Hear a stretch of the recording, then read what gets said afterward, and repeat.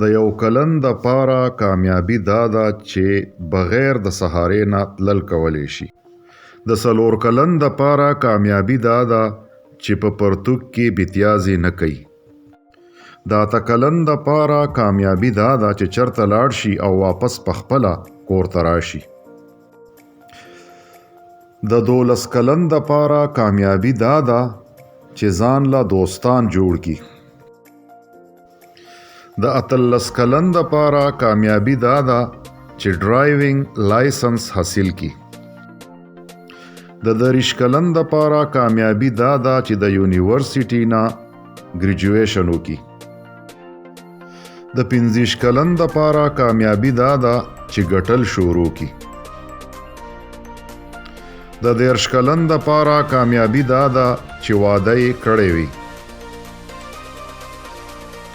د 15 کلن د پاره کامیابی دا ده چې خصمي پیسې ګټي.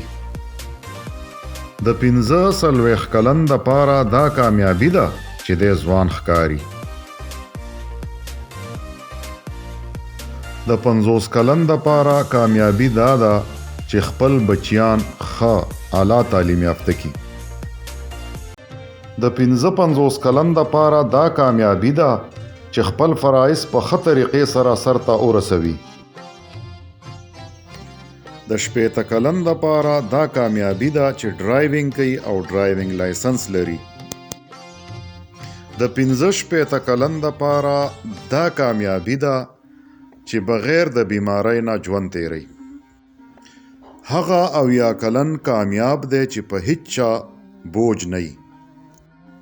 هغه 75 کلن کامیاب دی چې خپل زاړه دوستان لري. د 80 کلن د پاره کامیابی دا ده چې چرته لاړ شي او واپس په خپل کور ته راشي. د 80 کلن د پاره کامیابی دا ده چې په پرتوګ کې امتیازي نه کوي. د 80 کلیز د پاره کامیابی دا ده چې بغیر د سهارې نه په خپله ګرځي. د ژوند په هر ډګر درته شانداره کامیابی غواړو.